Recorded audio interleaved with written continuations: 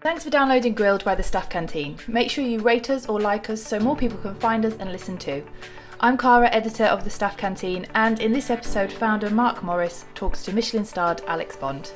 Alex is the owner of Alchemilla in Nottingham. He was awarded the first star of the Michelin Guide 2020 when the guide turned up at his restaurant 3 days ahead of the launch of the official guide and surprised him and his team. Social media went into meltdown. He previously worked for Sat Bains before opening his own solo venture in 2017. The restaurant has a plant-based focus after Alex decided meat and fish didn't need to be the stars on the plate. Alex, firstly, thank you very much for inviting us into Alchemilla. You're welcome. I want to start right at the beginning. Talk us through your early career, starting out as a chef back up in York. Started when I was 15. I'm very fortunate. I've always known that I wanted to be a chef. I never fell into it. I never, stood in the wrong line at the job centre. I didn't do. Your grandmother wasn't a great cook, and you had. No, I don't have a story either. That's the thing. People always want to know what your story is. I don't have one. My grandma used to make sausage casseroles. She used to make something called schnorbits, which is basically bechamel sauce with potatoes and sausages in it. It's delicious. But only she can make it that way. But I just knew I'd always wanted to do it. I don't know why. That's it, no story. And I did it when I was 15 for my year 9. Is it year 9? Whatever age you are, year 9, 14 or whatever.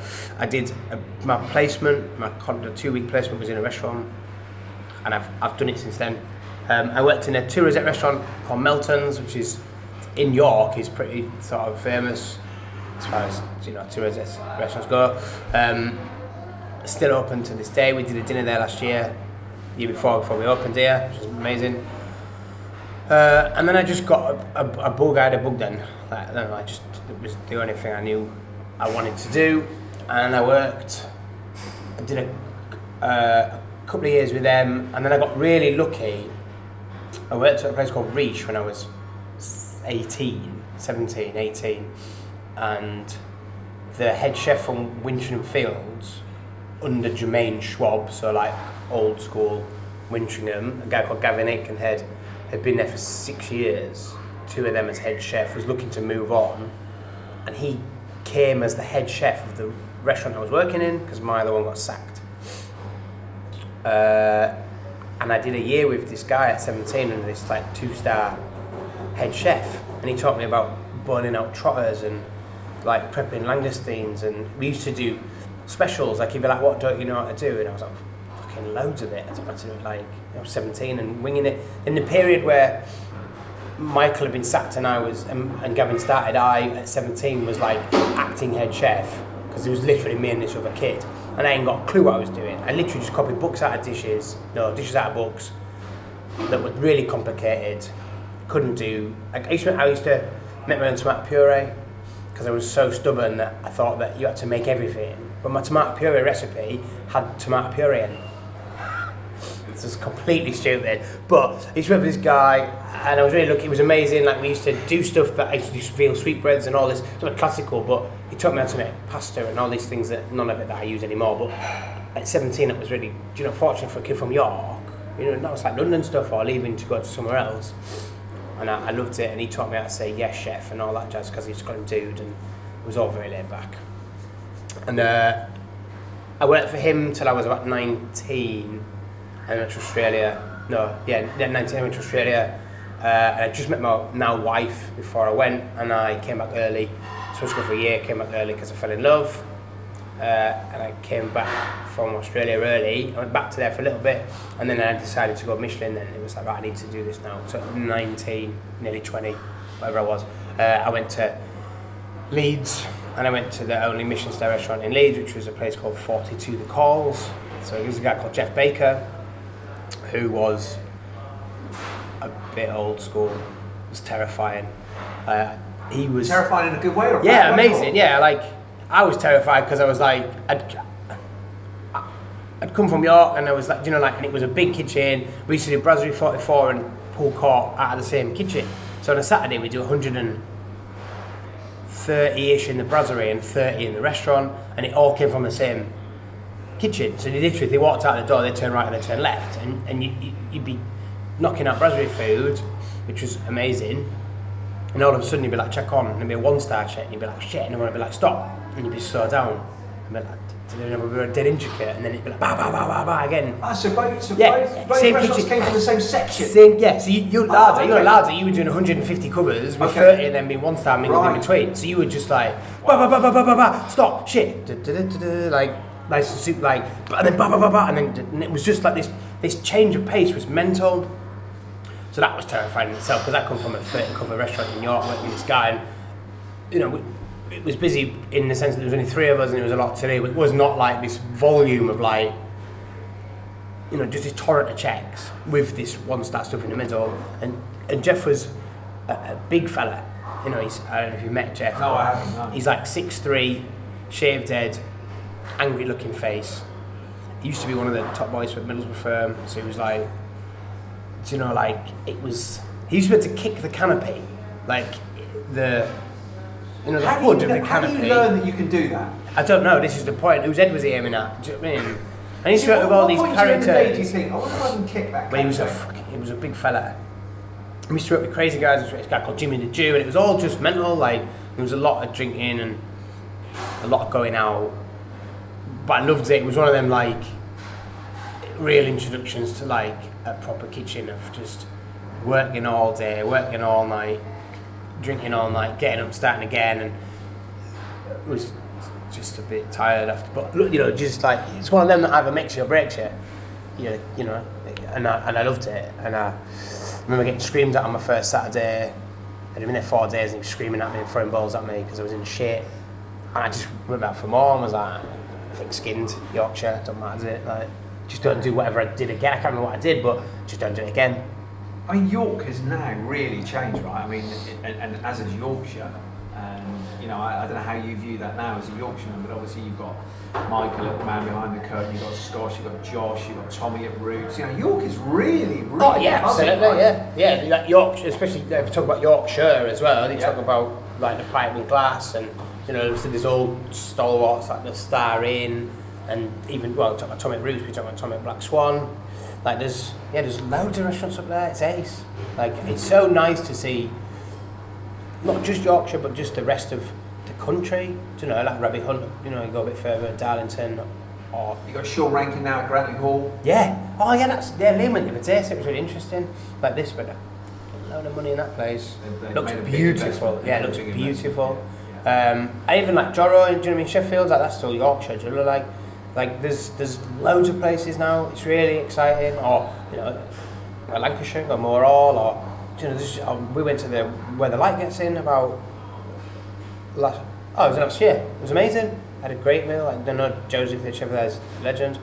And the food was really interesting, really cool, really like just very much their own style, which I love. You know, it's nice to see that. It's nice, and I think that when we're outside of London, people have to do that, don't they? Like, a lot of them places that, you know, we just named, whether it's the Rabbit Hunt or Tommy or us or Joro or Josh or Scott, they're all very different and individual restaurants. Yeah. There's nobody in any of them restaurants doing anything that's the norm. Do you know, like we talk really about beef fillet and oxtail ravioli. Do you know, like it's delicious, but how many restaurants are doing it? You know, I've been to a lot of them restaurants and they're all super interesting. You know, I'll mark, you know, I mean, look at Mark's food, it's amazing. It's just, I love the fact that now, Yorkshire included, it's moving out of London, it's moving out of the big smoke. Do you ever see yourself then as a Yorkshireman going back? No. No, it's just not for me. So Nottingham's home? Yeah. I've been here for 12 years now. Do you know, like, I left, so when I left York at 20, whatever it was, 20, I went to go from Leeds, and if you say Leeds, went to Anthony's, and then went to Sat's, and I've been here since then. So I was 24 when I started Sat's. And we love it here, like we're settled here, got 2 kids. You know, they're starting school soon, and we're really happy. I love York. I went back to York yesterday, Tuesday I went to York, and it's beautiful. I forget how beautiful it is, because quite often I go to my mum's house and I just go to my mum's and go home, and I don't, you know, she doesn't live in York. And I went into York and was just like, you forget how amazing it is. But it's quite small, do you know, and some people, you know, people don't move on. And we've got a life here now, and it's a very happy one. But so I do love going back. Let's talk about Sats then, because obviously that was quite a big part of your career. How did you get the role at Sats, and why Sats? I was working at a place called Anthony's in Leeds. I'd been there for 2 years and was looking to move on. I'd been to Sats, me and Anna, my wife, had been to Sats whilst I was at Anthony's, and I'd been told about it before as well by Gavin when I was at Riche. He was a big fan of Sats, and we'd been for dinner and had an amazing dinner. We had such a good dinner that we were having a beer with the lads in the kitchen after, and Sat gave us a lift home because he was literally he lived opposite the hotel we were staying in. So Sat gave us a lift, and they used to lunch then. On the way home in the car, booked us in for lunch the next day. So we went for dinner, got a lift home, and then went for lunch, and had 2 meals in like 12 hours. Yeah, of course it did. So I had 20, I can't remember what we had, it was like something like nearly 20 courses in 2 days, and we had some really iconic dishes that probably aren't on the menu anymore, but we had scallop curry and stuff that, it was food that I'd not seen, that was, you know, was refined and bold and imaginative, and a lot of it's moved away from that. I mean, I remember we had a pigeon Kiev main course that was on a slate, you know, like there was a bit of that of the timeness with it. Obviously Sat's moved away from all of that, but it was one of the meals that you just, do you know a meal you just don't forget? It was one of them, do you know, and I was just like, I really want to work here. So I wrote him a letter essentially telling him that he was going to give me a job. And I think he liked that, or liked the challenge. So he just told John to get me down for a trial. And I went for a trial, and I true to my word. Just on the writing the letter thing, I mean, I know that, you know, there's lots of different forms of communication now. There's email, there's WhatsApp, there's all sorts of things, but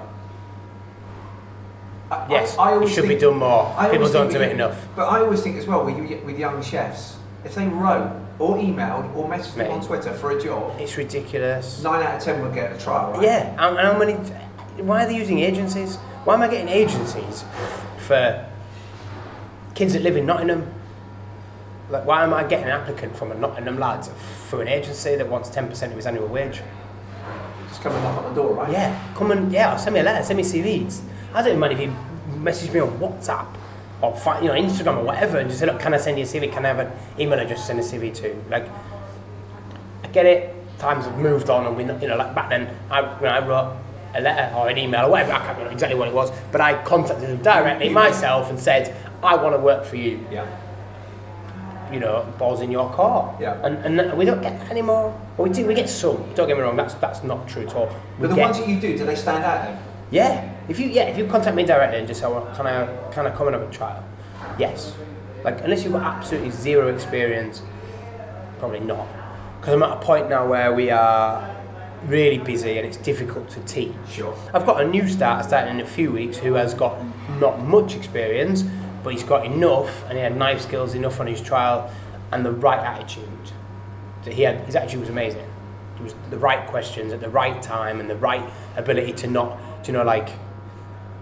I let him, he was watching service. It was a busy Friday night, and he had the ability to stand back and then ask a question, but they were the right questions, and it was the right attitude. What do you want to do now? What do you want to do now? And then realise, obviously, we like to be set just before lunch or dinner or whatever. We're always set first.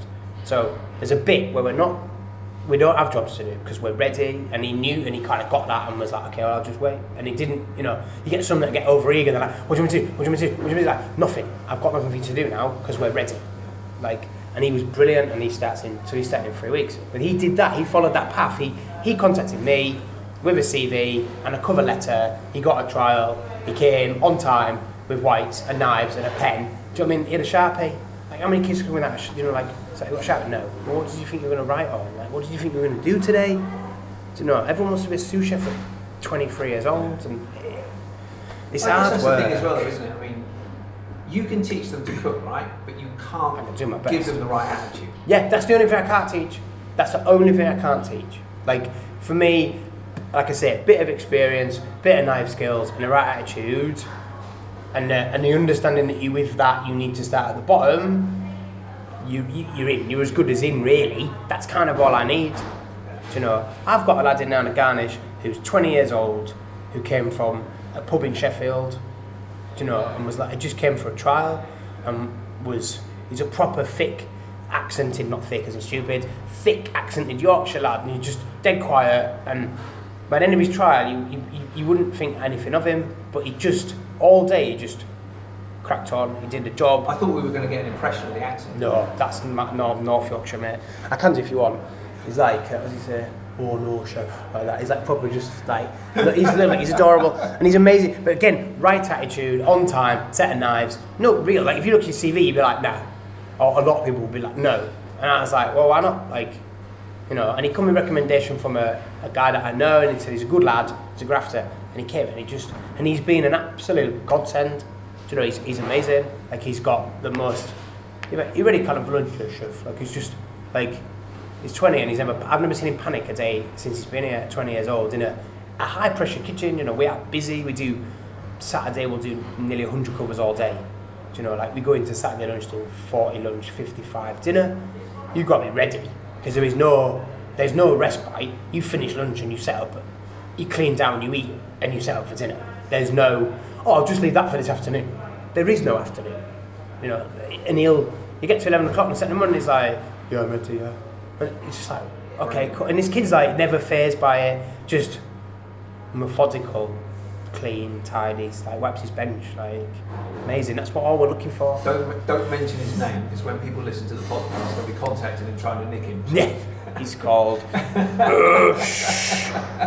So let's just go back to restaurant Sat Bains. It's great to digress with it. Sorry, yeah. No, not at all. It's really interesting. I think. You know, what we heard there of you sharing your experience of, you know, what you're looking for staff is really valuable advice.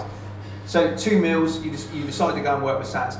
What do you join the team as at Sats? Chef de partie. Okay.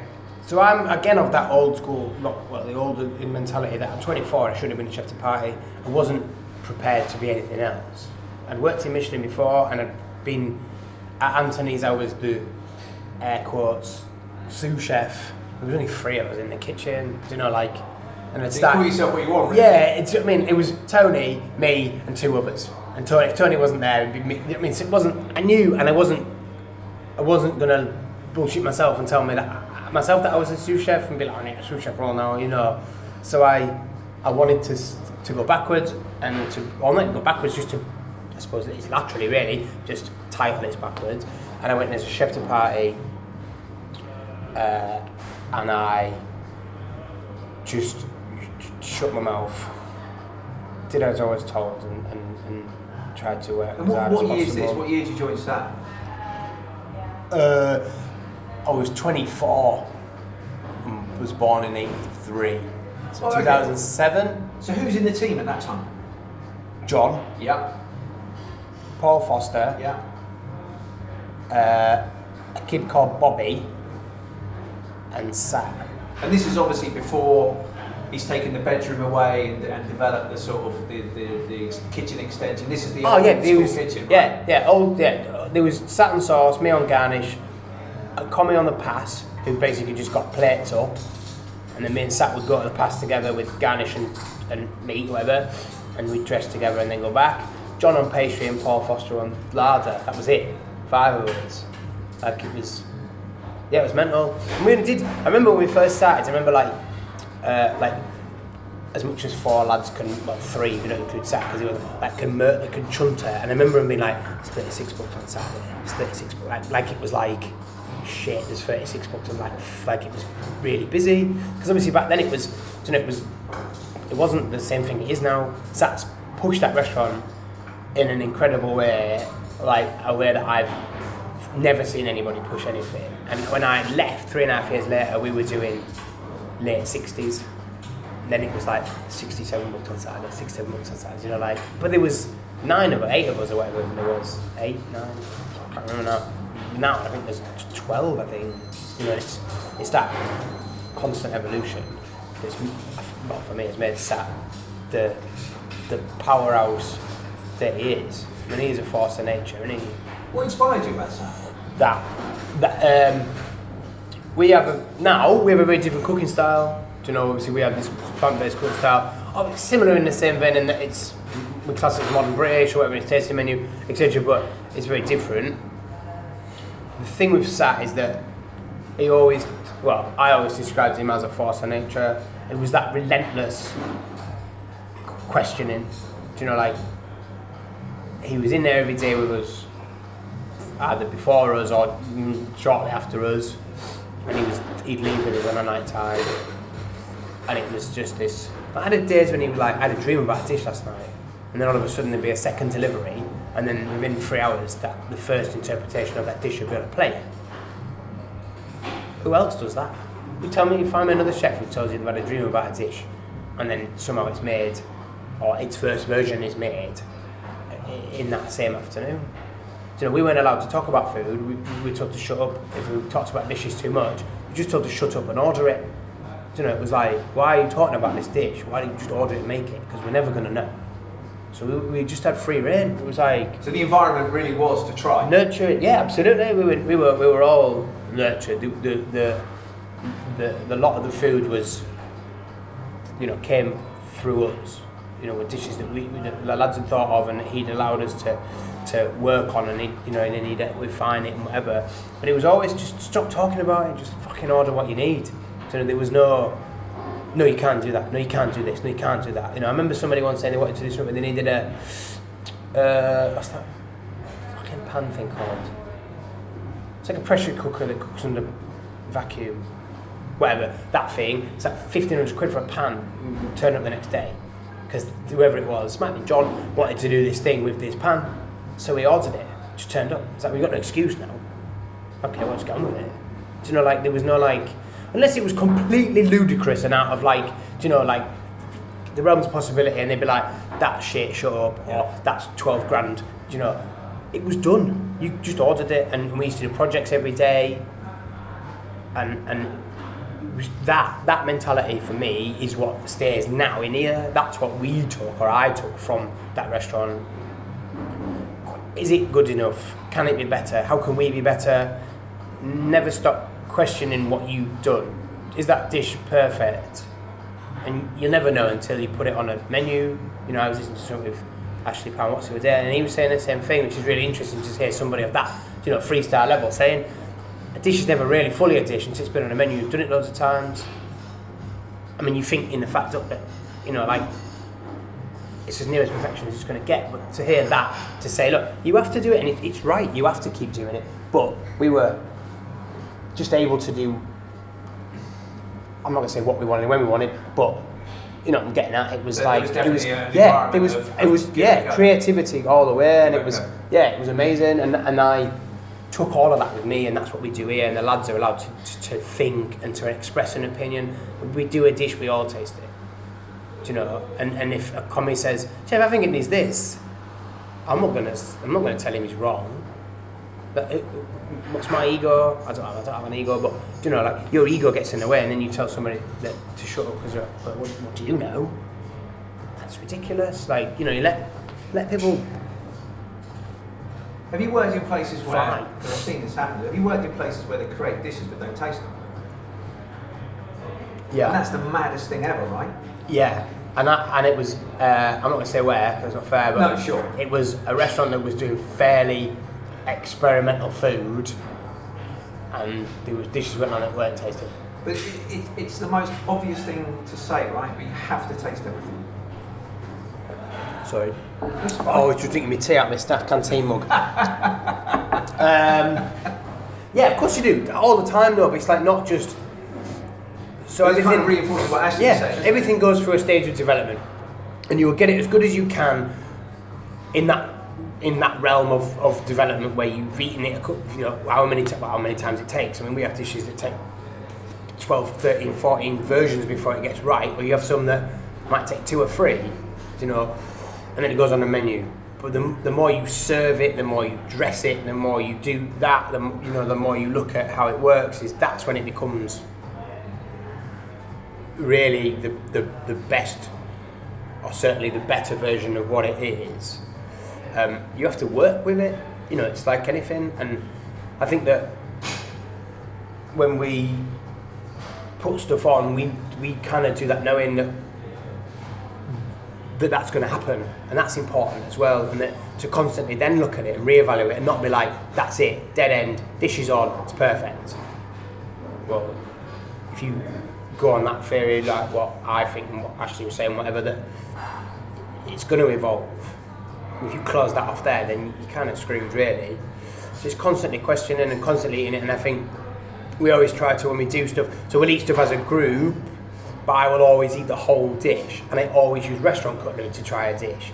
So many times in the early stages, even here, like we've evolved the way we look at stuff as well. Like where I just use a kitchen spoon, you know, and you'd have 6 lads sharing it with a kitchen spoon. Well, that's not an accurate representation of what you're going to eat.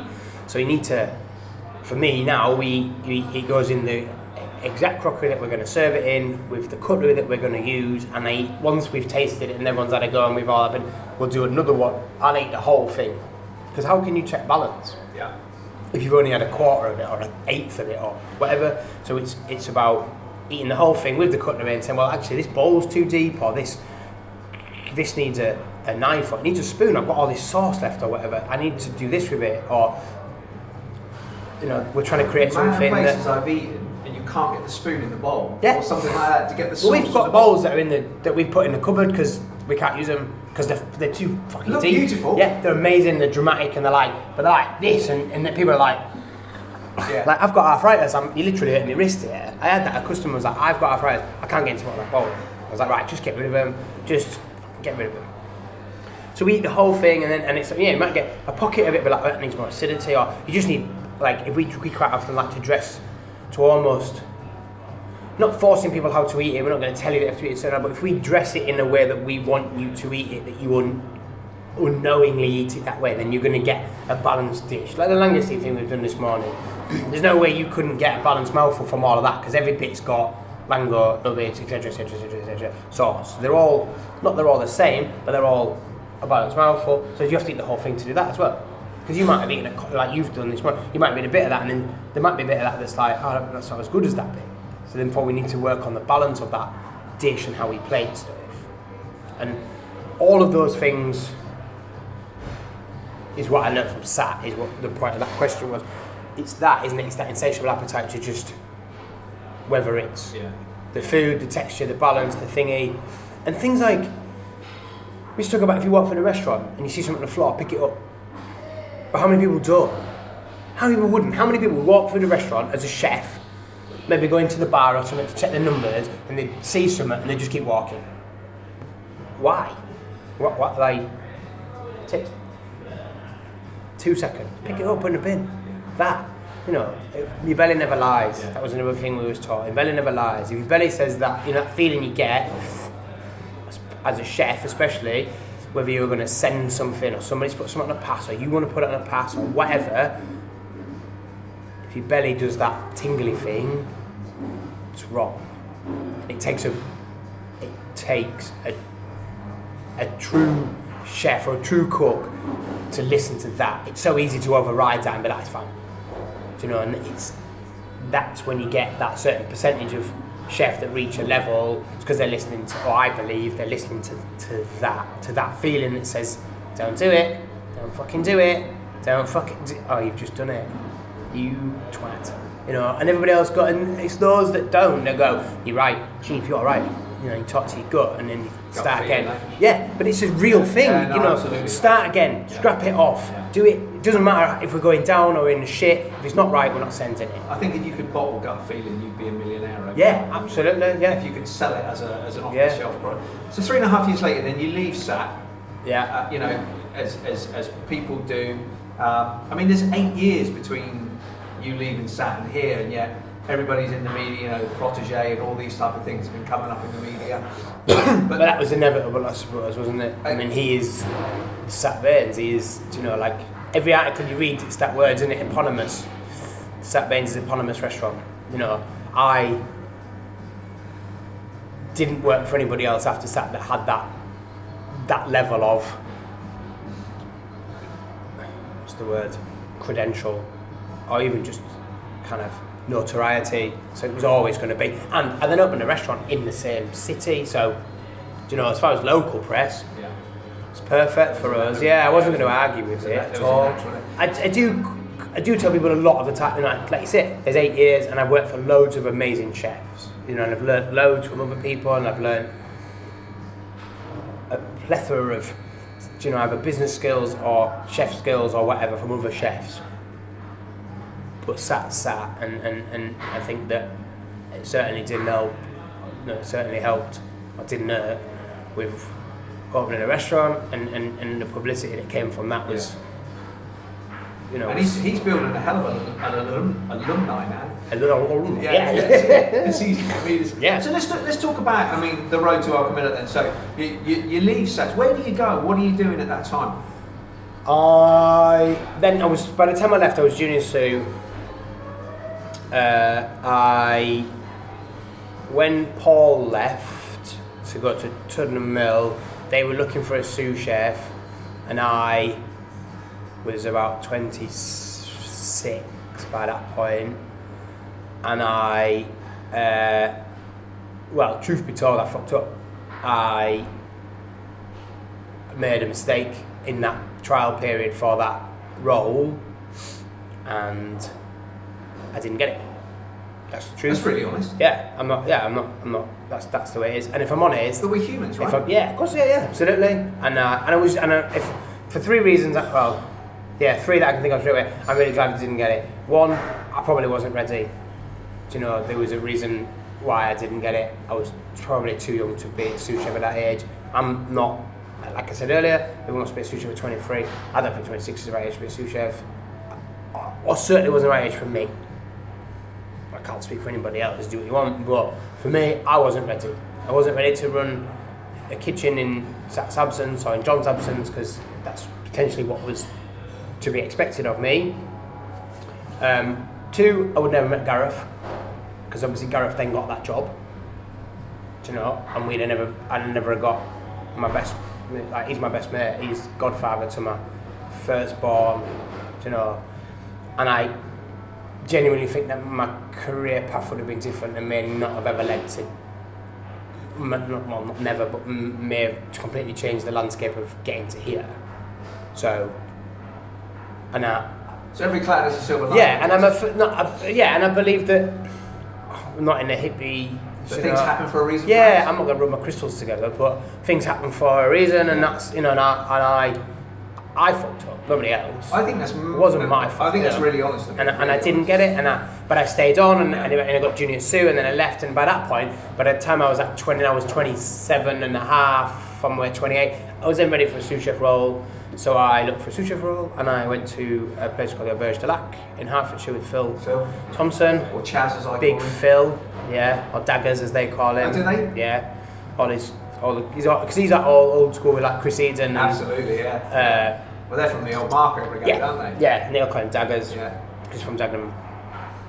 I call him Chaz. Compass. Like Chaz. He loved that. He looks like He knows. He looked like a hobo the last time I saw him. He knows. He looks fucking shattered, bless him. But I went to it for Phil, and I really enjoyed it. It was a totally different thing, but I ran the kitchen, because obviously the thing with Sat as well is that obviously there's Sat and then there's John, then there's So although when I said, you know, like the responsibility would have been me to run the kitchen, there's a few tiers. Yeah, the likelihood of it was slimish, but the potential was there, and like I say, I wasn't ready for that. But I was, you know, essentially to fill what Johnny said. So I was, you know, I ran that kitchen before I wasn't there, and I was ready for it then. So you're the wingman. Yeah, and I loved it. We had a very different style. It was very classical. Yeah. Totally different approach to food, but really, it was different in that we use loads of different stuff. Like Sat, like I suppose that we're becoming as well. We get quite steady with what we use. Like you find your products and you like your stuff, and I have to force myself out of that sometimes to get something in that I want to put a dish on that I might not like, but haven't used before. To take you out of your comfort zone. Yeah, so currently we're looking at like salsify. So I love salsify. I don't know, I've never done or seen salsify as a dish. It's always been a, you know, it's a veg that you put with venison or something. Yeah. But I think it could genuinely, you know, it's a beautiful veg and could have its own place. So we're working on it with like caramelised buttermilk and stuff. It's not right at the moment, but it's that kind of stuff in it that we do. And Phil had loads of that. Phil was just like, we used to get more, and because we had a lunch menu as well. The one downside to tasting menu is everything's very specific. So we use cuts. So like here we use hogget or mutton. We use the short saddle. So we don't use the whole animal because I haven't got a place to use that. Do you know? We did it the other. So we used to get whole beasts. We used to do more butchery. So, you know, that side of it was really interesting. We used to get half cows or a quarter cow. We'd get a whole deer, and we'd butcher the whole thing. We did a lot more in that sense of like whole meat prep and butchery, and we looked at other cuts of meat for lunch menus because the budget's lower, and that was money somewhere. Yeah, exactly. Like, yeah, business is business, and we had a very different approach to where we looked at food. Same mentality, same push, same drive. We were always trying to get, you know, and Phil was very much like, I want to get, you know, I want to see where we can take this. He just got the star like two years before that, and was like, right now we're ready to, you know, to start a push. Well, we got a good team then. He got up to about 10 in the kitchen, and was really sort of pushing, and I loved it. It was ace, and I was there for 2 years, which flew by, if I'm honest. Yeah. And he was just a lovely bloke as well. And it was very like, not relaxed, but it was just a good. It was a good laugh. It was just, we had a good time and a great, you know. I love going to work, and it was, and again, it was another different thing to look at and to see and to approach stuff, and to, you know, how do we look at this venison shoulder. So where do you go after that? Turners. So then I went a head chef role. So this is obviously Richard Turner in Birmingham. Yeah. I spent 2 years with film, was obviously then 30, and was like, right, I'll do an head chef role, do or not, I don't know. I wanted to get home. I'd been away for 2 years. We're still living here, so we always lived here. This is the thing. We worked in Hertfordshire, whatever. Okay, so you go to Turner's, which is obviously Richard Turner in Birmingham. Talk us about that. Talk us through that. Again, another amazing experience. I learned a lot from Richard. He's a great cook, Richard. Richard's an amazing cook. He didn't cook as much then, because obviously I took over as head chef, and the idea was that he was going to take on the food of a pub in Henley, in Adam. Yeah, one of the posher bits of Birmingham. Yeah, I think it's Henley. As you well know, like, you know, a 25 cover restaurant, unless you're rammed every night, it's a difficult nut to crack. And it was just going to be, you know, it was going to work well financially for Richard, and unfortunately it fell through for him, which is really a bit sad actually. But he obviously then started running the business more, and I took over the kitchen, and we used to work together. And but when he cooked, the days when he came in the kitchen, if we were short or whatever, amazing. Like, I love watching Richard cook. Like, because we had I mean, you won't mind me saying, it was a shit kitchen. Like, it was literally a solid top and an induction rating, like one portable induction. That was all we had for like, yeah, that was it. Like, and you just have to shuffle pans around all the time, and you could tell he cooked on that stove a lot. Do you know, like, some days he'd be like, if it was short, he'd be like, oh, you do lard, I'll do sauce. So, okay, well, you do sauce. And you watch my sauce, and it was just like, especially in the early days when I just started, and I was like, fucking hell, there's fucking pans everywhere, like, and he'd just be like, like, and he had this lovely way of cooking, and Richard had a phenomenal way of looking at the guest experience, in the sense that, like, like we all do, it's different with stuff that we used to use then, because the produce was different. So, like, we used to get 6 kilo turbot, right? Spanking, big old fish. Had to be a big fish. Richard was like, you know, of that old school mentality, big fucking turbot. Can't be anything but turbot. There's no such thing as a brill. Doesn't even exist in Richard's world. It's got to be a turbot. It's got to be this big. And you could see him mentally, like when he'd take the top fillet off so he'd fillet the turbot, and he'd have the top fillet right ahead, top side, head end, and he'd portion them off, and he'd be like, that's what I want to eat as a customer. That's what I want. If I go to a restaurant and I order a piece of turbot, that's what I want.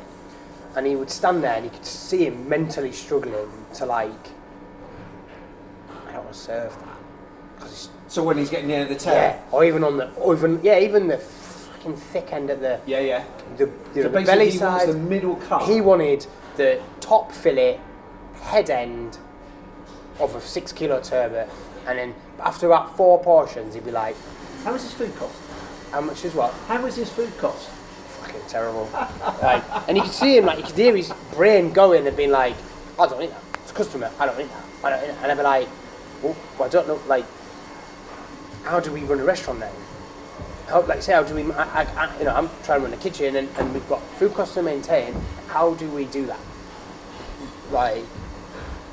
We need to stop using this, or decisions need to be made here, or you need to just be okay with the GP, because I'm trying to maintain a GP for you that keeps the business open, and we just ran on a quite low GP. I can imagine, yeah. I can remember we had a sea bass dish on, so a wild sea bass, so we used to get 3 kilo plus sea bass, which you're only going to get on a big one. You're going to get at best 8 portions, main course portion. So it made it something like, I remember totting it up, and it was the piece of sea bass was £6. Which and that's for anybody, just the raw cost. Yeah, that's just the raw. Yeah, that's just the piece of fish. Yeah. It then adds on it 2 langoustine tails. We used to do langoustine tortellinis that had, the mix with the langoustine tortellini was 90% langoustine. The salmon mousse was a tablespoon, So just literally just to bind it. Yeah, where obviously loads of people would be like, salmon mousse, but And they'd be chop a little bit of and he'd langoustine. wave a langoustine at it and be like, and it was all langoustine. So there must have been in 2 tortellinis, I reckon there was probably another 3 tails. So that's 5 langoustine tails. A Piece of sea £6 bass. piece of sea bass, baby leeks, wild mushrooms. There was about, probably back then we were probably paying probably 180 a tail. This is probably close to 17 quid's worth of produce. And it was on... Just it costs. Yeah, and it was on the menu for 35. We see a menu called Simply Turner's that was 3 courses. Was it 1 course for 35, I think? 1 course 35, 2 course 45, 3 course 55, 5 to 75 quid for 5 courses or something. But you could buy 1 course. You could come and just have that sea bass dish for 35 quid. And there was about 17 quid worth of produce on it. But I guess in a way, is this helping you develop as a kitchen manager? Yeah, I loved it. I loved that approach. I didn't necessarily understand it, and we're fortunate that we don't use wild sea bass, and I don't use we don't use turbot, and I don't have to have that argument with myself, because Richard was right. Ultimately, we can debate all day the fact that the GP was wrong or whatever.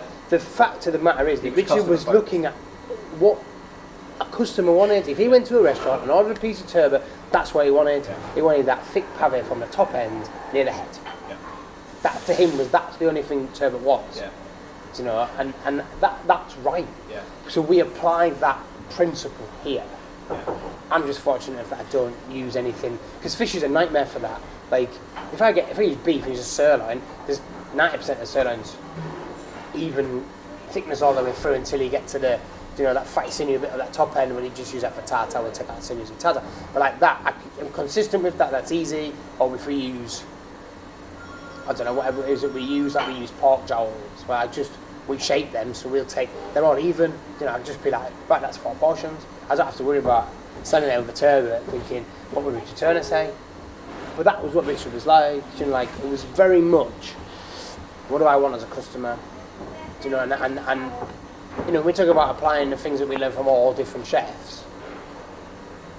I'm not saying that other chefs obviously didn't do that, it was so unbelievably forefront and centre with Richard that was all it was. That was it. I want this for them because they're paying for it, and I loved that. At what point do you then start having that thought that all chefs do around about the time they're 30, of thinking, I want my own restaurant? And when does that start working away in the back of your head, and how does that journey begin to Alchemilla? I had always, I suppose probably always wanted to open a restaurant from the days of like being at Riche and copying restaurant dishes, and I used to use this amazing book that was released back, well, in that time, whatever it was, and it's called London on a Plate, and it was essentially a collaboration book of high profile London restaurants doing 3-4 dishes, whatever, and it was Marco and Nico and the Landmark and all like chapter number 1 and all like, you know, the big old school like London restaurants and Kaufman, and I used to think, oh, they're, you know, like they're doing what they want, do you know, and like looking at, you know, reading White Heat or, do you know, all the stuff in Marco and being like, yeah, he's mental, but he's doing what he wants to do, and there's always that thing, and there's a chef, I want to do what I want to do, but I've got to go and earn my stripes and do my thing. And then I think when I got later into my 20s, and I think the reason we opened, well, not early, I mean, I was 34 by the time I eventually opened. When I started thinking about it at probably a slightly too young age, luckily it took me ages to get to that point, and I developed stuff by then, was because I was working away, and I wanted to get home. And like I say, we were settled here, and we were happy here, and Anna set up a business, and my wife's got a business, and it was sort of my turn to stop moving, to stop making her move, and the only way that I could get here, back home, to work was to do it myself. So it was like, well, let's do it then. So we started thinking about it, probably when I'd started it. I probably went to Turner's just to tick off a head chef job, really. I probably might have done it after the auberge if I'd had the balls to do it, but there was something about me that I'm quite methodical, so it was like, well, I can't do that. If I'm a head chef, how can I do that? And again, I'm glad I did it, because I learned a lot of Richard about business, and I learned about not what to do as well, but I learned that focus of that, and then we started looking, and it took me like 2.5 years to get open. So by the time I left Turner's, essentially, and this sounds really naff. So when did you get this site then? When did you come here and go, yeah, this is it? 2 years, probably a year and a half before we opened, so about 3.5 years ago. And I quit my job to follow my dream. Yeah. Which, the dream. It's so cheesy, isn't it? But that's essentially what I did. I was like, I need the fear. Let's just do it. Yeah. And we'll just get on with it. Because as a head chef working in a restaurant 5 days a week, you ain't got time to open a restaurant. Yeah. I was like, time for this. Like, how am I going to do it? So just see you later. Obviously, we talked about this earlier, but for the purpose of this, how did you, we said this in with the filming. You are in not the trendy part of town. You're a 15-minute walk from the centre of the city. Yeah, which might as well be a million miles away to some people. Yeah, absolutely. I'm not going up that hill. Exactly. Yeah, well, this is exactly what we were thinking this morning. Of course, you get a taxi. You're doing, what is a plant-based menu, and I'll talk to you about that in a minute. How do you ensure that from day one you've got bums on seats? Because it's that, there's quite a few challenges you've put in place. I can't ensure anything. You don't do it, you just, again, to be cheesy, if you build it, they will come, was the mentality. I believed in what we were doing. Originally, in my head, I was going to open in a restaurant that had failed, and we'd just go in and renovate the restaurant space, deal with the kitchen that was in there until we made some money, and then put in a new kitchen and go from there. Or I would take on an existing unit or something that we could put a restaurant in that already had, the facilities, whatever. And again, going back to Sat, I couldn't do it. I couldn't bring myself to do it because there was no way to evolve. And I didn't like the thought of that. And then I walked in here, and it was just well, one, yeah, other one, fuck that, no way. Like, this is just unbelievably big project with just a stupid amount of money that I didn't have. I didn't have anything, nothing. My pockets turned out. But the overriding thought was, yeah, but we can do if you go in a little restaurant. I said, well, I can move. I don't want to move. So I just said, fuck it, let's do it. But talk us through the pop-ups. I mean, you were telling me about the pop-ups. So yeah, that was how we started. So when I quit Turner's, I was like, right, I'm going to do events. I'm going to build publicity. I'm going to go on this mad, like, how do they this work drive. Because you're in somebody else's place. How does it work commercially? We used to just approach anybody who'd let me use their space. Yeah. So we started originally here. Yeah. We spoke to all the cafes and stuff that close nights. Yeah. This is what I want to do. I'm in a restaurant, blah, blah, blah. Can we use your space on a weekend? I'll take the food. So basically I used to... you pay them a rent? We used to cut different deals with different people. So some I'd take the food, but then they'd take the wet and I'd pay like a rent. Yeah. So we'd say, well, we give you 200 quid and you take the wet sales. Okay. And I'll take the rest. Yeah. Or some we'd just pay a flat fee and we'd take it all. Some we'd split 50-50. Yeah. Everybody had different things. Yeah, okay. So we went on this mad drive and I went, if I'm honest, I don't really know why, but I felt we needed to go around the country. So I went everywhere. We went to Manchester, we went to Edinburgh, we went to Bristol, we went to Brighton, I went to London, we did dinners in fucking Leeds, we did dinners in York, we did... Is social media play a part in this, promote this? Yeah, absolutely, yeah. And I think that we just tried to get as much publicity as possible, and then we got to a point where we realised that obviously these people weren't going to invest in us. Me, terrible fucking habits. Why would anybody in Brighton invest in me? Yeah. Opening a restaurant in an abandoned coach house in Nottingham. So we were finding that although financially it was alright actually, you could do quite good money off them. They were paying my mortgage and I could work less. I was working at the Wild Rabbit in Kingham as well at the same time, because I used to just help my mate, Tony, and we did alright, but we realised that nobody was doing it, so I pushed harder here to get essentially a bit of a residency. So what I used to do is we took over a place called Wired in town. Then Trey, who is now a really good friend, was amazing. She was like, yeah, we were thinking about doing this, but we just didn't know how to do it. And we wanted to do something like that. I had a chat with her. We did one weekend as a trial. I sold 2 tickets, and I drafted in our lass and her mum, my mate Pat and 3 of his mates, and a couple of other mates. I was like, look, I won't even charge you. I've done the prep for it. Just come. And we did like 14. And the 2 that came still come now to this day. Yeah. They have been to the restaurant probably at least 4 or 5 times since we've opened. And they were the only 2 that came on that night. And everybody else was just drafted in to do it. And then it just built from there, and we just social media, built some flyers. I paid a graphic designer a couple £100 to do some flyers that they put in the cafe, and Trey, who owns the cafe, just pushed it. I mean, it was in her interest as well, but she was really behind us and pushed it, and then it just built, Rolling Stone and all that, and snowballing and whatever, and we just went from there, and we just, in the next week or next whatever we did, we waited until after Christmas, and then we did like about half capacity. We did Friday and Saturday. We did about half, and then within a few months, it was mental. Like within about 3 or 4 months, I could fill it in an hour. You see 3 weekends a month. So do Friday, Saturday, 3 times a month. Then I'd do the 4th weekend I'd do away from here as well.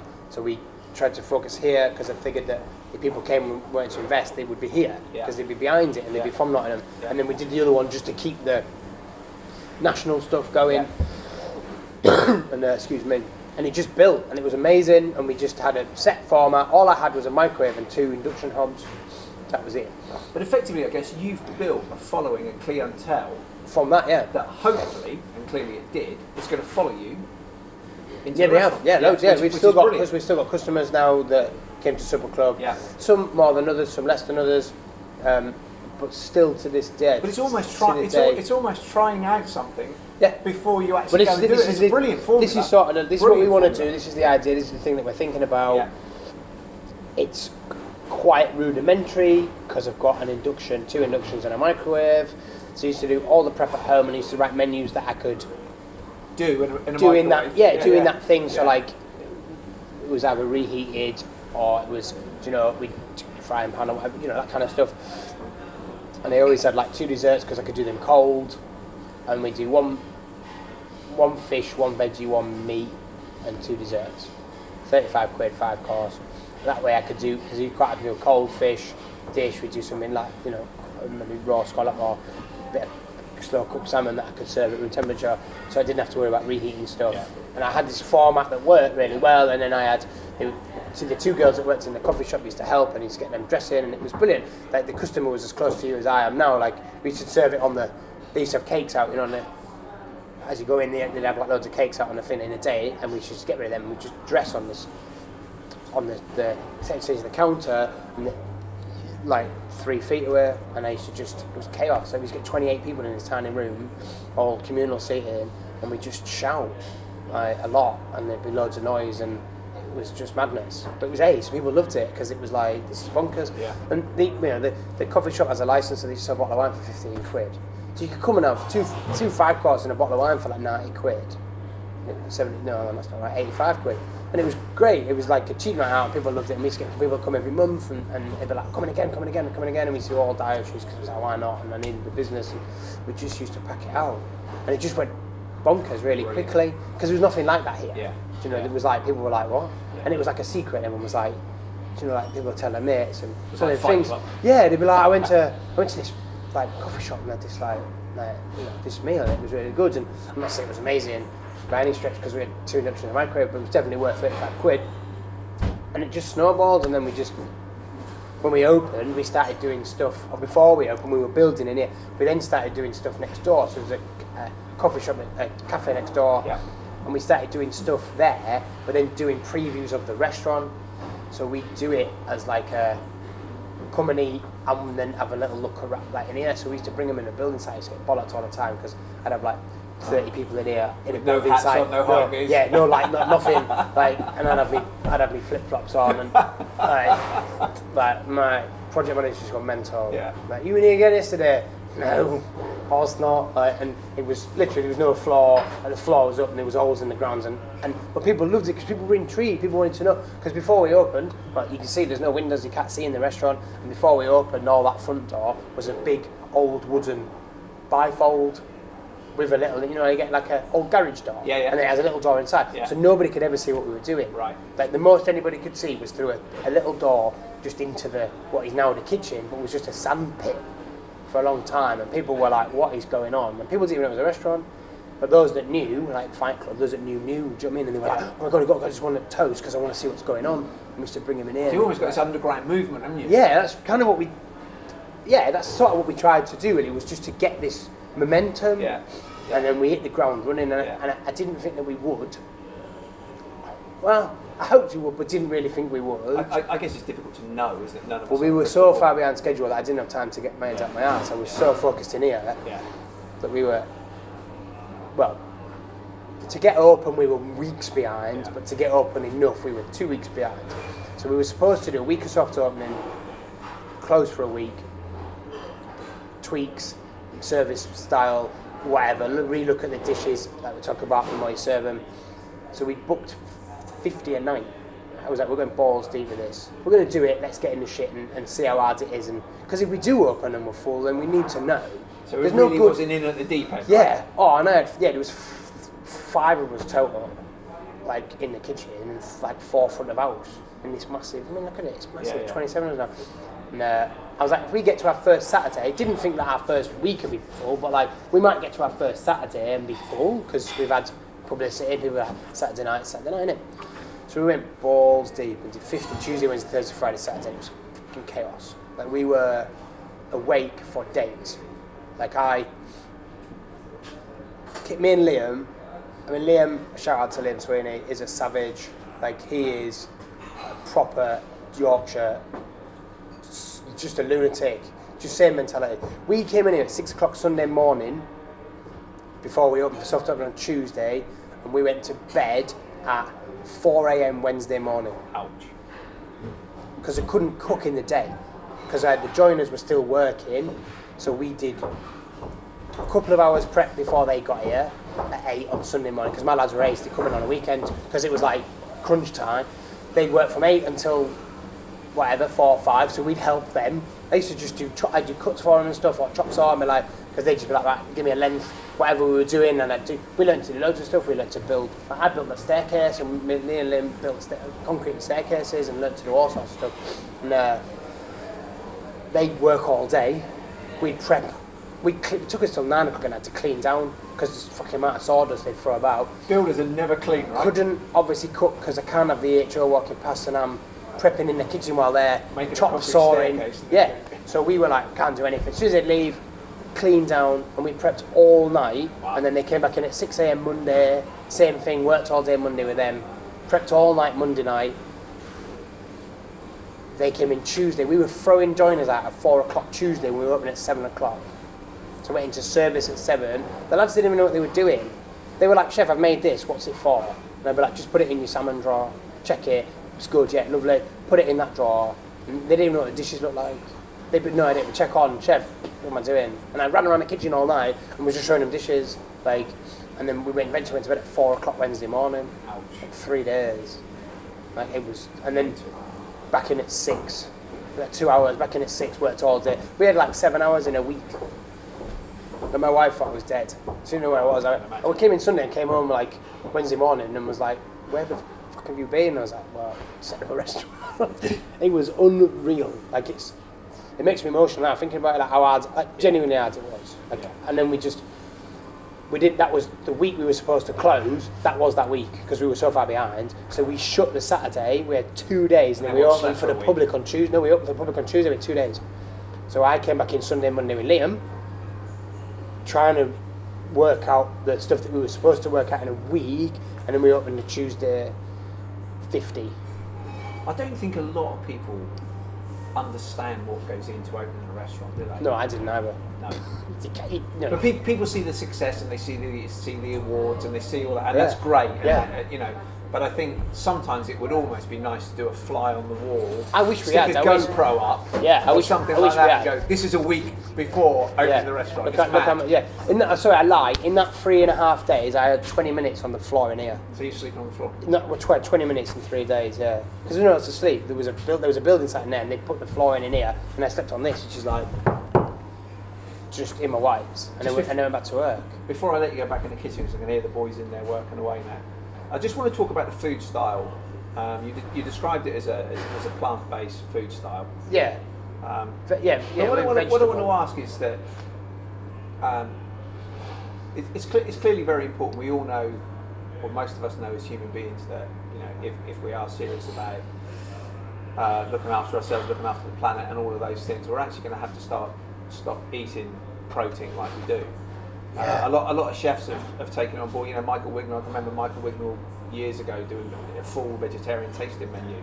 A lot of chefs are now using plant-based food. But why do you think being a vegetarian or a vegan is still really vilified in the media? They get a real bad name, right? Why is that? Ignorance, I think. It's a weird one, isn't it? I mean, we've got some amazing food today, right? Cabbage. Yeah. You eat most of ours is veg. I don't know. I mean, even chefs are still vilifying vegetarians. Oh no! Right? To me, the chef thing. I can't talk about the media because I don't know. But the chef thing is, I think, is a combination or a mixture, depending on whoever you're talking about. Is either ignorance, arrogance, or laziness, or all three. If you've got all three, then you fucked it. Yeah, but I always said this from the beginning, like, if you can't be bothered to make a vegetarian dish for vegetarian... Isn't it more challenging to take a cabbage and make something from it? Yeah, it's just lazy. It's disrespectful. It's disrespectful to yourself as well. It's disrespectful to me as a cook to not... When we've got hundreds of amazing produce to knock out a mushroom risotto because I can't be asked to do anything else. That's just lazy. Why? Like, people, they're paying the same amount of money as everywhere else, so they get the same amount of effort. you know, we have I've got a full vegan menu. I've got vegan menu. I've got vegan waitress. Rebecca's excuse me, she'll kill me for saying that. Sommelier. I'm sorry.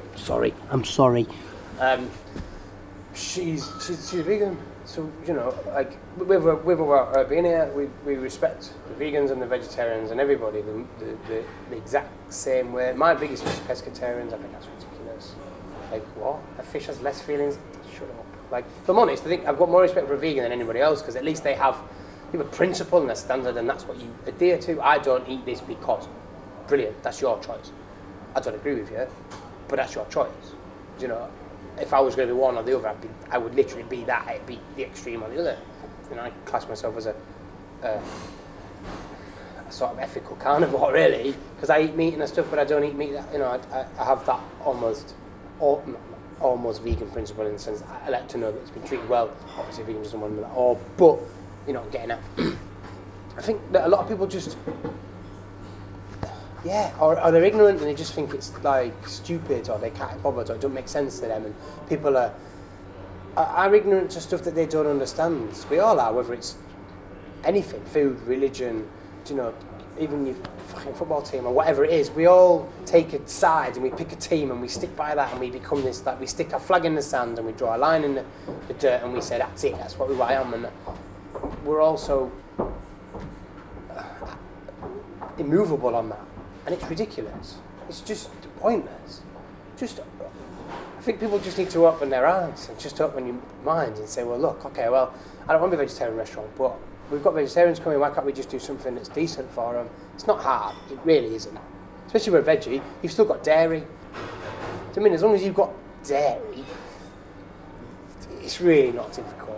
You know, like, some of the most amazing things you'll ever eat a vegetarian, mashed potato for one. Do you know, like, like, how good's a like, I'm not going to say do mashed potato dish, but, you know, like, those things, the cabbage you've eaten today, vegetarian. Yeah. Well, yes, we use a bordelaise sauce with it, but when we have that on with the veggie option, what we do is we make a heavily roasted celeriac broth.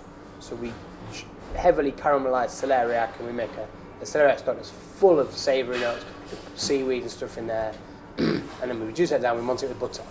So it has this almost meaty vibe, and then we finish the same sauce, shallots, chives, fermented wild garlic. You know, we'll do a smoked, we'll make an artichoke, a really soft set artichoke jelly, and smoke it. So we have a veggie bone marrow, whatever you want to call it, but it does the same thing. It has that same texture, it has that same smokiness, and we do the same level of effort for that sauce than the other one. There's no difference to it. You know, one's made with meat, one's made with veg, but the effort is the same. It's lovely, it's beautiful, and it's respectful to those that are paying money and that are coming to our restaurant. And I'm not going to knock out something that's not that we're not happy with. I don't know. I just think it's all of those things, laziness and stuff. Last question for you. I've got to ask you this. Yes. Cara and all of her team on the Friday before Michelin, they're getting everything ready, they've got a plan of what they're going to do. Okay, it's a big day in any media company. Michelin, it's a big day, right? We know all you chefs are WhatsApping each other, who's got an invite, who's got this, who's got that. And then suddenly we hear Alchemilla's got a star. What do you mean it's got a star? Yeah, it's got a star, there's a video online. What? So, did you know? No, genuinely I did not know. So why are you? Do you? I mean, I don't know that. Do you know why? No, I don't know that either. Is it like close to Amanda, where Amanda lives, or something like that? Was it like you were the nearest restaurant? I've absolutely no idea. My mum, who was ever supportive, said, well, it's alphabetical, isn't it? Paul Foster said that to me. Cheers, Mum. That's what he said to me. that's great. I don't know. I've asked. They just stick a pin in the map? Possibly. I don't know. I asked them when they came, but the film crew were just like, I don't know, I'll just do what I'm told. Yeah. I asked Amanda, and she basically said the same thing. And then at the awards, I didn't really get to talk to anybody. It was all a bit. Yeah. You know, it's like manic. I had no idea. They booked a lunch table like normal. Yeah. So we only had 3 twos for lunch. Yeah. It was a really quiet Friday lunch. 3 twos. I was on a pastry on my own. I booked one off. I had one off sick and one on holiday. So just 6 of us in the kitchen that day. I was on a pastry on my own. and I'd got chocolates to make chocolates for the restaurant, and it's a really long old job, and normally I'd have done them on my own while my pastry was there, and I was like, I've got to do everything. So I smashed up my stuff in the morning, did lunch, and was back to set up to do chocolates. And they'd come for lunch, and they sat down, and Ricky took menus, Ricky, restaurant manager, took a menu, and this guy who was the media coordinator for Michelin said, "Are you Ricky?" And he's like, "Yeah." And they said, "Oh, we need you to give us a hand, we need some discretion. We're from Michelin, we're ready to give Alex his star. I've got a film crew in the cafe next door, we want to film his reaction." And Ricky was like, blown away. Ricky's never worked anywhere like this. Ricky came from Coat, from a chain restaurant, and Carluccio's before that. Yeah. Like, he just came for a job as a waiter when we first started, and my original restaurant manager walked out because he couldn't handle it, and I just was like, "Do you want to do it?" And he was like, "Yeah, why not?" And now 2 years later, he's running a Michelin-starred restaurant. Like, and he was just like, what? Just say that again. And then so we said it again, and he was like, "Well, can we do it after lunch?" So he let me stew for hours. Like, he knew. And he still works, he knew. Right? Yeah, he knew. He knew. And we still got to start after their lunch. So, and then my sommelier, Sam, he's a car fan, and he walked in and seen Amanda Stratton and was like, he said to Ricky, "You know Amanda Stratton sitting in the restaurant?" And he was like, "Yeah, shut up." And they left me hanging. I was in the pastry talking to them, doing my stuff, and they were like, and I was like, say, we was in WhatsApp groups. I was talking to other chefs, and like other mates were like, "I've got my email," and I was like, "Oh, I ain't got my email yet." I was like, "Yeah, great." So you were actually thinking it's not our No, I wouldn't have a clue, and I was all right with that. We've been here this was only our first year of full year of inspection, because we didn't get our first inspection until January of 18. Okay. So they only had like 6 months, Yeah. which I know for some restaurants is enough, but I was thinking, well, maybe that's not because we're in Notts and I'm not, Jason Affett, and he opens a restaurant, so they understand it because he's opened loads, and that's understandable if Jason gets one in 6 months. Me, not so much. So I'm going, okay, cool, we ain't got one. Bit gutted, because a lot of people talk about it, Sure. People do predictions and stuff, and then people are like, "Going to get started this year, going to get started." Shut up. And I dealt with it. Was mentally like, cool, no worries. And by this point, it's 4 o'clock in the afternoon, so I'm thinking, nah, it's not happening. It's Friday, right? This isn't happening. And then Ricky dragged Liam in the pastry kitchen and was being all weird. And he was like, "What are you doing about this menu?" We were like, "What menu?" And he was like, "Well, this menu with the no fish." And I was like, "We've done that this morning already." Like, and he was like stalling, obviously. And we were like, "What are you on about, Ricky? I ain't got time for this." And then this film crew just come in the kitchen with Amanda Stratton with this big, the big white and red star. And I had chocolate all on my, I had coloured cocoa butter on my hands, and was just like, okay, I haven't got time for, like, there's part of me thinking, I really ain't got time for this. I'm in the shit. Yeah, it was like blown away. It was obviously like, just like, this is not real. And the other part thinking, I've got a 3-hour job ahead of me here, and it's 4 o'clock already, and we're full tonight. So it was like, yeah, shit. And then they were like, "Can we do some filming? Can we do an interview?" And I was just like, yeah, of course you can. Absolutely fine. So I finished them at like 7:30, like Liam started service, and I smashed out a load of chocolates, and it was just mental. And literally, they left, and we just finished chocolate thinking. And I was making staff food. I had a chili on the go. What does the WhatsApp group do at this time? Well, none of mine knew that I didn't have time to tell anybody. Oh, right, okay. So I was like, I was making staff chili and chocolates and dealing with them and trying to set up for dinner. So I hadn't got time to tell anybody. So it was just like, fuck, go. And they left. I cleaned down. It was always chaos because it's like, there's cocoa butter everywhere. And I cleaned down, set up, went into service. Like, didn't tell any. Rang my wife, and then just went into service. And then obviously they released it before we did. And then I released it, and everyone was like, "What have you done? What the fuck have you done? Why have you released that?" And I was like, "No, they've done it first. Just check their Twitter." Yeah. And then it just blew up from there, and it was publicity, amazing. Oh, mega, right? And we had Mega. 3 days Yeah. of just us, not getting mixed in. And like I said, it was a record year this year. I mean, how many new 20? I mean, new late 20s, early as low. Yeah, the claim was more stars awarded this year than any other year. And we didn't get mixed up in that. We had 4 days. Yeah, you had exclusive. Of just us, and I don't know why. Yeah. I don't know why. I wish I could tell you. I wish I'd asked somebody. Maybe I should email them and see why. Well, look. But I'm not complaining, and You it guys was amazing. You guys clearly deserve every success. I've taken up more than enough of your time. I could talk to you for hours. It's really, really interesting. Thank you very much. Thank you, mate. Thank you thanks so man. much. Appreciate it. We hope you enjoyed this interview, and if you have any comments, feel free to tweet us or comment on the post. We're making all of our interviews available to download. And finally, if you like what we do, whether it's our podcast or our videos or even our features, please head over to our Patreon page and support us there.